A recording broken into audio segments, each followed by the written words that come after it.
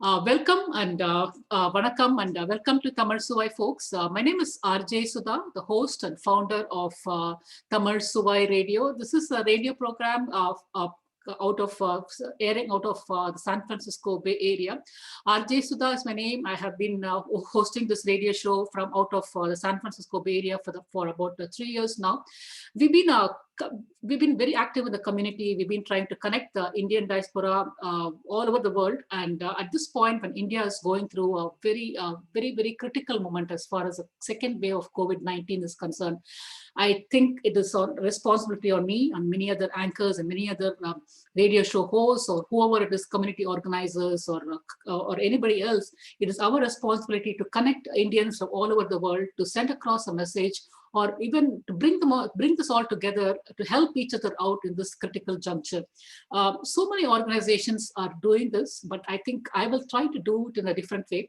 I have listed a few activities that I think is necessary and essential at this point for some. I've just listed out a few of them. For example, I started off with bringing in the SOS Global Facebook admin on this interview first, who will be talking to us about what are the most commonly asked questions in his forum, and also what's the vaccine availability situation in India, what is the vaccine availability situation in the US, and is it safe to travel to India at this time? What is the entry criteria to India? What is the entry criteria in the US? And what are the other first aid treatment that we can do at home when you have the first signs of COVID, if we don't have the COVID testing facility at anywhere in India, etc. Michael Khanna, he's actually the admin of the SOS Global group of Facebook. I have personally benefited a lot from this group. He has founded this group for a great purpose. I'm going to welcome him to the group, welcome him to the show rather. Welcome, Michael. How are you doing? Hi, Vanakkam from my side, and namaste to all your viewers, your listeners. And thank you for having me on this show, Sudha. Appreciate your time and the opportunity to speak to you. Sure. Doing well. Thank you so much. Thank you. Michael, tell us about yourself. What was the reason or motivation behind starting this SOS Global Forum? So, SOS Global Indians is what we call ourselves. We are a group on Facebook, and I think nearly about 125,000 members now.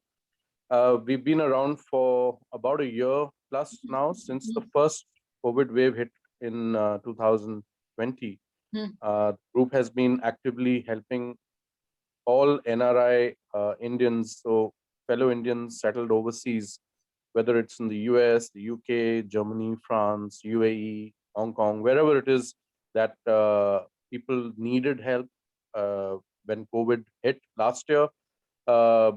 They needed a platform to connect with others, to kind of refer to seek help from, to seek guidance from. And at that point of time, this is back in March 2020, there was no such single online helpline or group per se that was doing this, and we somehow filled that need gap. It started in a very innocent way. We were facing some challenges with flights to India, and repatriation flights had not started. Oh, yes, okay. That's what conversation going, and I was asking around with friends and colleagues and family on what was going on. Nobody had any clue, and then I realized how big the problem was, because COVID suddenly hit everyone, and there was a lot of chaos, and people were trying to get back. They couldn't travel. There were people who were stranded. There were students who were stranded. People had lost their jobs. Their visa statuses were expiring. Ladies were pregnant. That's true. They couldn't travel back to their families. Being pregnant, families couldn't travel to them. So it was very chaotic. We've even helped people who were on the streets, did not have food, did not have shelter. They were homeless. So we've seen a lot, and that's really what motivated us to come together as an online helpline and group to help the community. And we started this last year, so it's been quite a journey, of ups and downs and a lot of challenges overcome. And we were, in fact, one of the first groups to send out petitions to the government of India to start repatriation flights Wow. in 2020. Yes. Okay. So that was history. Now we are in the midst of the flare up of cases that are in India currently. The fire that's happening. We're trying our best to help fellow Indians through the group, whether it's in terms of raising funds to facilitate health systems, medication, etc., and work with other partner organizations, NGOs, or to actually facilitate information and help people organize things like oxygen concentrators and links to hospital beds, plasma donors, information about that. All of that is currently happening, the networking of which is going on the group. So we have become this family of 125,000 fellow Indians on Facebook who reach out to each other in times of need like this. And we have a significant NRI diaspora base on our group. So yeah, we're trying our best and trying to collaborate with everybody to help wherever we can. Michael, I have to give you kudos. I owe big to you because personally I have benefited a lot from your group. Last August, I was in a state of emergency and I had to expedite a trip to India. And somebody referred me to a group and sent me a link, sent me an invite to join the group. And the wealth of information I got from this group is just amazing. And I owe it big to this group, and I made it a commitment to give back to this group as much as I can. And every time there's a request, I try my level best to answer some of the questions on my own with the most legitimate answer as possible. Or if I'm not able to answer, I try to forward that question to somebody else so they can answer that question on their behalf, and I can forward it to the group back. So I have turned off Facebook notification on so many other groups, but I have continued to stay that notification on for this particular group alone. Because at this point of COVID surge in India, I think it is very, very critical that as a group, we stay together and we help each other as much as possible. And the brothers and sisters of India, wherever they are, we don't have to be in India, but everybody else in outside of India, because we have our roots in India, we have to be together and help out each other and look out for each other wherever we are. That is the whole purpose. Thank you so much. I'm humbled by that feedback, and absolutely right. I mean, collaboration, networking, helping each other out through information, connecting up with each other, that is also equally important. Yes. As being on the ground right now and helping. So, members on our group are voluntarily coming forward to provide information, provide funding, provide connections to equipment, health systems, medication. I mean, really, it does feel humbling to see so many people come together and fellow Indians work together to get through this crisis. Absolutely. So absolutely, yeah. The whole Indian culture is all about giving, and then I think we still have imbibed that culture and that, and then whether we live inside within India or outside, I think that that culture still thrives in us, and then we continue to do that and carry it forward. I just had a few questions, Michael, for you. And before I get into the question, you had just mentioned that you are stationed in Delhi at this point. Could you give us a realistic picture of what it is? How does Delhi look like today when you're there? Well, Delhi is, along with some other cities also, is really in the eye of the storm, if I can call it that. The entire medical infrastructure across the country is under tremendous pressure, but in certain cities, it has literally come to a breaking point, Delhi being one of those cities.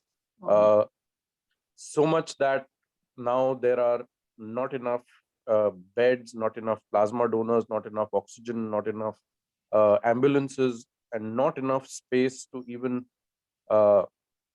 pay last respects to people who've succumbed. That is the reality of what's happening right now. And medical staff is in shortage. I mean, basically all resources have been exhausted. Have more than been overwhelmed now. And I think what is right now happening seems to be like a catching up of sorts to be able to do whatever best is possible under the circumstances. Mm. And all of this, Sudha, is fueled by, of course, the fact that the rise in cases have, just come at an alarming pace at everybody, but also because it's created a significant panic amongst, Indian citizens. And there is a combination of people who are, badly impacted by COVID, also going with uh, other people who are not as badly impacted, but psychologically they are impacted by it so much that they're, reacting in the same way, and they're trying to run to the same hospitals and or ambulances, and so Catching it. Mm. Mm. what what that does is it puts a pressure on a system that is not prepared to handle so Mm. much of influx of Mm. patients at one go. Mm.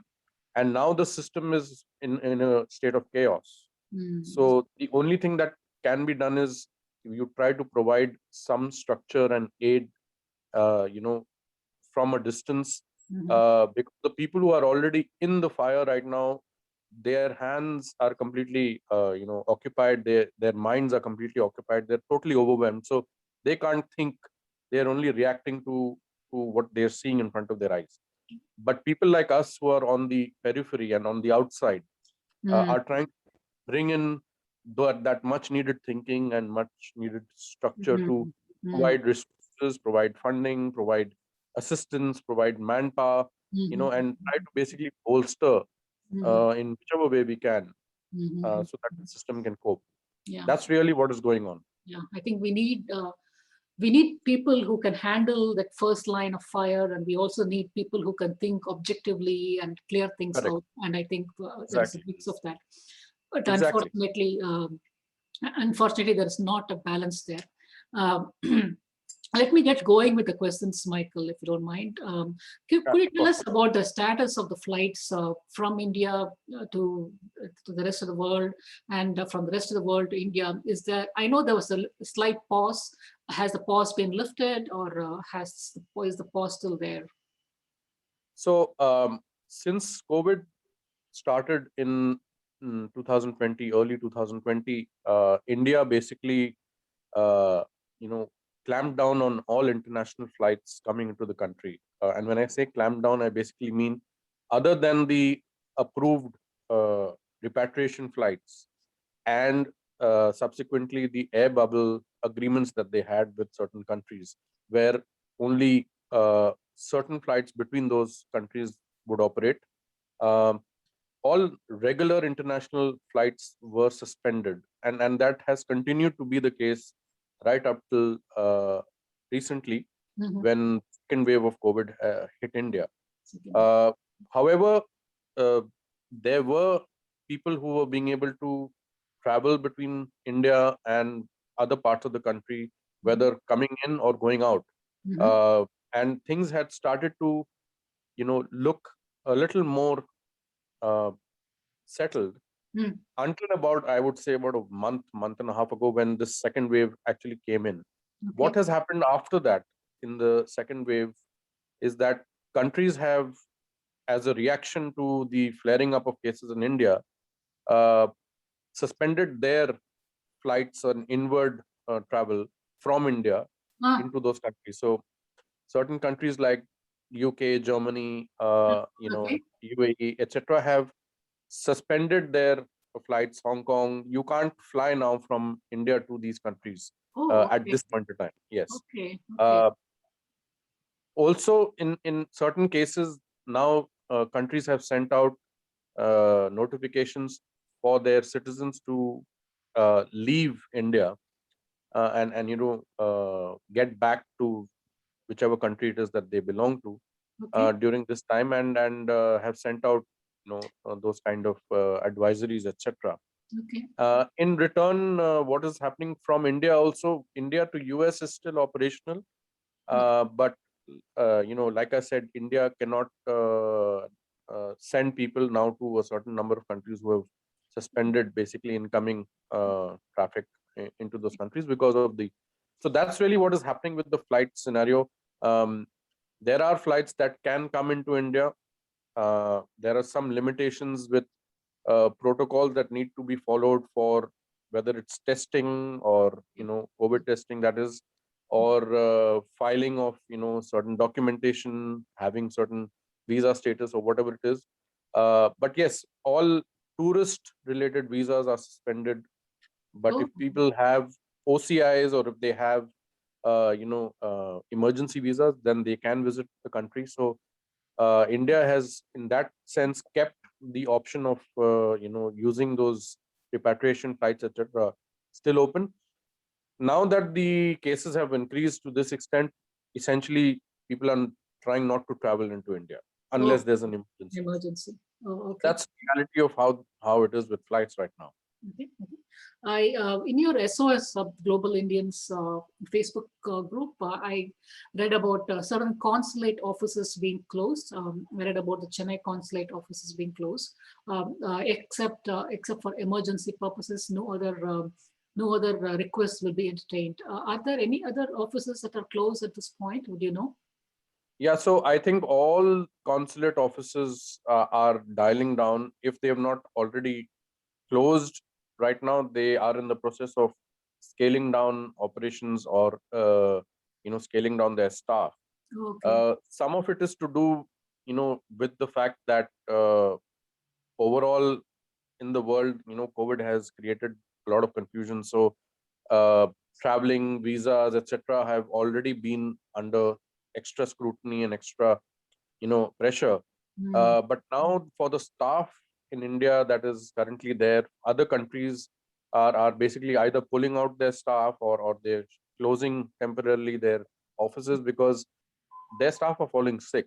People are falling sick, Oh, yeah. and they're trying to avoid that level of Pass down. exposure or whatever it is. Mhm. So yeah, so it's more a reaction right now, and more consulate offices are completely either dialing down or shutting for a temporary phase. And unless it's an emergency, as you rightly pointed out, or it has something to do with their own citizens who are in some way rushing back, Okay. they are facilitating obviously those kind of cases. But for general inquiries and for general travel related uh, purposes, I think that dialing down has already started to happen. Oh, I see. I see. I see. Yeah, yeah. Michael, a lot of people who are sending oxygen cylinders from here for home use to India. Do you know what is the status of that? Can people still carry them in their hand luggages? Is it being allowed, or are there some restrictions to that? Would you know anything about that? So the first thing that we need to check when anybody is bringing an external machine into the country, into India, that is, sorry, is whether it will work, because the Indian voltage system varies from, say, the US voltage system, or Right. some other countries which follow Oxygen different voltage. concentrators. Yeah. So Okay. yeah, so we have been cautioning our members, so that they take the right decision while purchasing, because in panic or as a reaction right now, people are just going after anything that they can see without realizing that if they bring the machine into India, whether it will work also or not, Yeah. Yeah. and it may just end up costing them a couple of $100, and they may not even be able to use it for the purpose that they're bringing it. So the first and foremost thing is to check whether Okay. it is something that will work in India. The second thing is to check with the airline, Mhm. or the entry restrictions Mhm. from their own customs, etc., or their own immigration when they're passing Mhm. through. Okay. If it's allowed, see, as far as the machine per se is concerned, it's like a regular product, so it Yeah. can be carried. And as long as it's not having any batteries and things like that, Yeah. which typically airlines have issues with, yeah, it should be okay. Okay. But right now, Sudha, the reality is that every rule, every protocol is being scrutinized, looked at, re-looked at. Okay. So I would recommend whoever it is that is considering traveling with these or carrying these should check with the airline whether they are allowing it right now.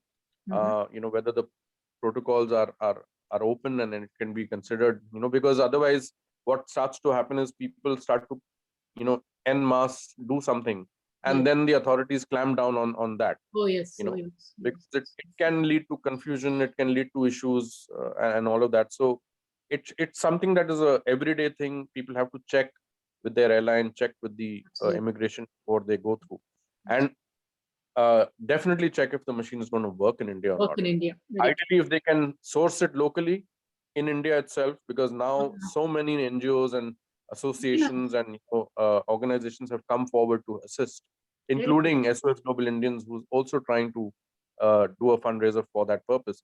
It's better to work with those organizations that are Okay. involved already, and source their machines through such Mhm. organizations. So talking about the fundraising that you just mentioned, I know SOS Global Indians have started a fundraising. Could you throw some light on that, and how do we contribute, and where do those funds go?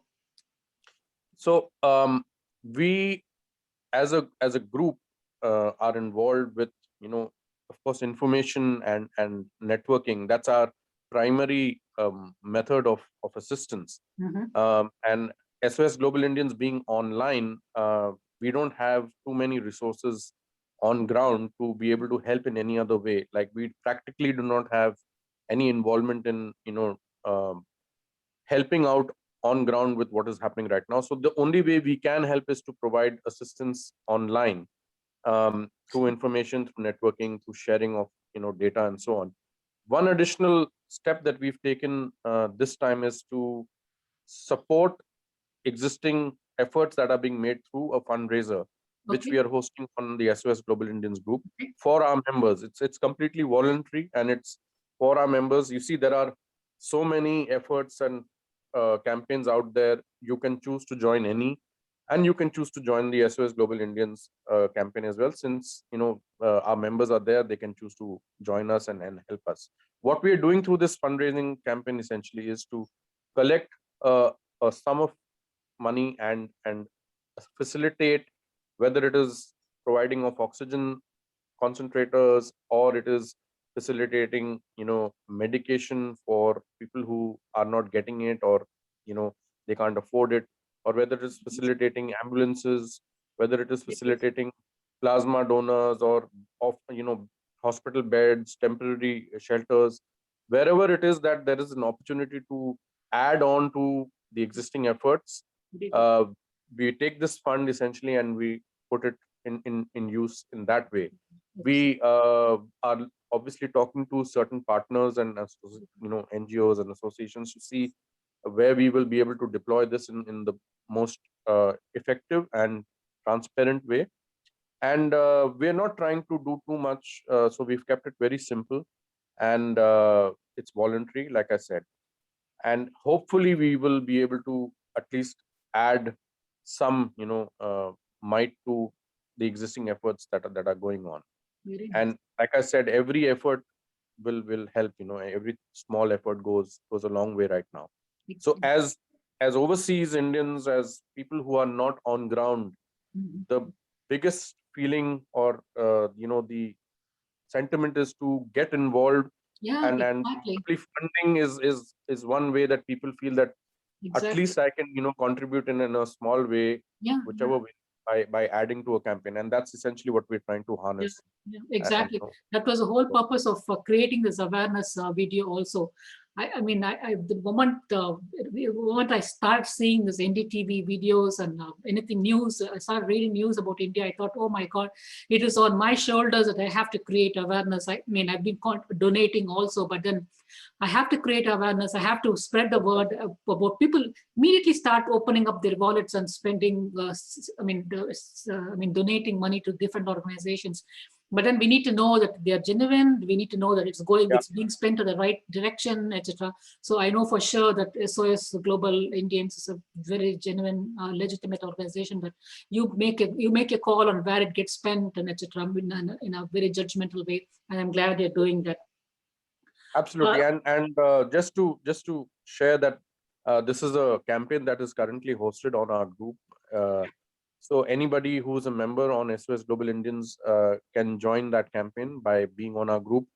If they are not on our group, they're welcome to join through any of their friends or family members who are already members, they can join through invite.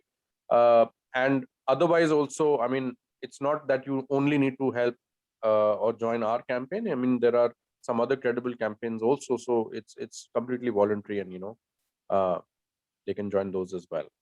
Absolutely, absolutely. One last question, Michael, for you is what is the entry exit criteria for let's see for people, let me see, just make it simpler for you, for people re-entering the US after, let's make it, yeah, re-entering the US once they have visited India. Is the US putting a clamp on the people revisiting the country once they have once they have visited India? Are they testing for COVID? Are they testing for some paperwork, anything, so that we don't have a third wave in the US, or they're just letting them come in? Okay, so as far as US entry is concerned, US currently is following a very simple testing mechanism or a pre-testing mechanism for COVID. So you have to have a certain COVID test done before you can fly into the US, and that has to have a certain validity, which is probably about 72 hours. And again, from airline to airline, the level of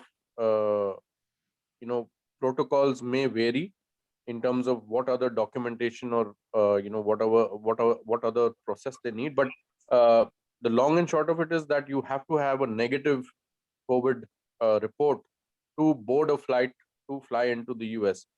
Also, US has basically disallowed or suspended entry through other countries for certain visa criteria. So, for example, only US citizens or a green card holder accompanied by a US citizen can fly into the US via Europe. A regular H1L1 class visa category person cannot fly via an indirect flight through Europe.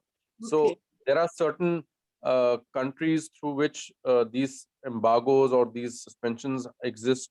In fact, US has also now disallowed flying through certain countries if you've been in certain countries for the preceding 15 days. You're not allowed to fly into the US, if you've been in those countries in the preceding 14 days. So before anybody is traveling to the US currently, they need to be sure that they are looking up these protocols, which are readily available online and can be looked at and researched.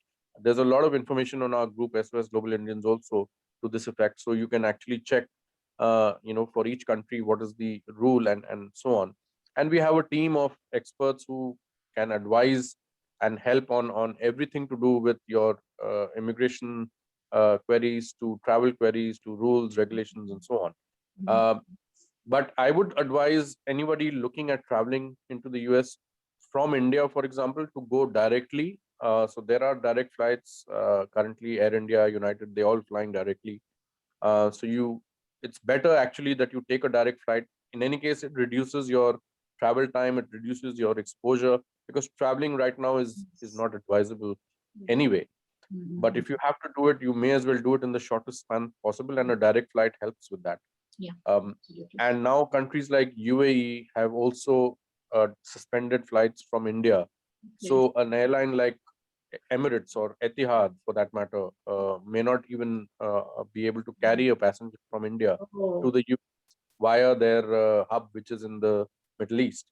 So, these rules and regulations are very dynamic, and they keep changing and getting revisited. Until about a month and a half ago, before the second wave came in, all of these rules had kind of got a little relaxed, and there was movement happening, as I was mentioning earlier. But now it's all changed, and there are these suspensions that are in place. So you can't fly via UK, you can't fly via Europe, you can't fly via Hong Kong, you can't fly via the Middle East, UAE specifically. So like this, you need to basically be sure your information is there, and the steps are all mentioned online. Our group can help. So yeah, just be sure that you're checking all of these protocols before you travel. Okay. Maybe one of the last questions. A lot of people living from the US to India on family emergencies, critical conditions in India, family being in very bad shape, etc.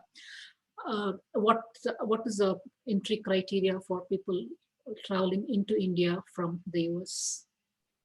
So from the US or any foreign country for that matter, the primary category or criteria rather is that you have to be holding either an OCI, Okay. even a PIO for that matter, to be eligible to fly into India. There are certain categories of visas that are not allowed right now.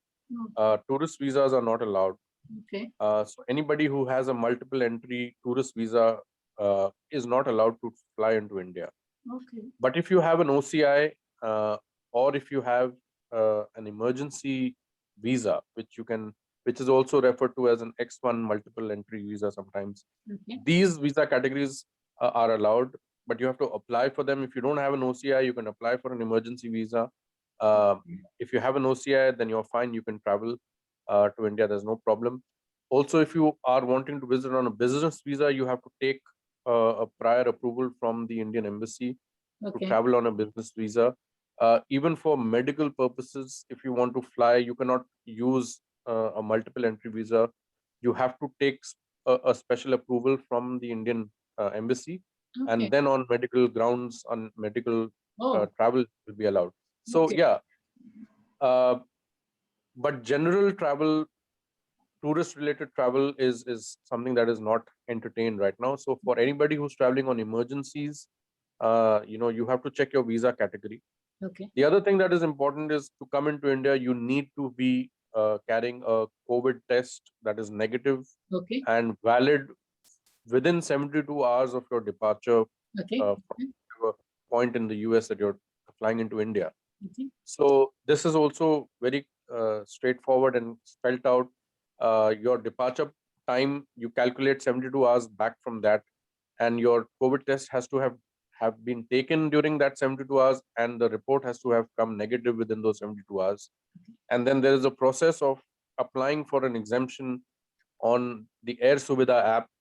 So you have to take that report and apply for an exemption on that Air Suvidha portal and file your paperwork before you board your flight. Okay. And now with the increase in the cases in India, etc., there may be some additional rules, etc., that are brought in, which, like I said earlier, is a dynamic situation, so things can change overnight. But as of now, these are the criteria that are there in place. People need to adhere to these protocols in terms of their visa, in terms of their negative. And by the way, this COVID negative test is required for anybody, even an infant.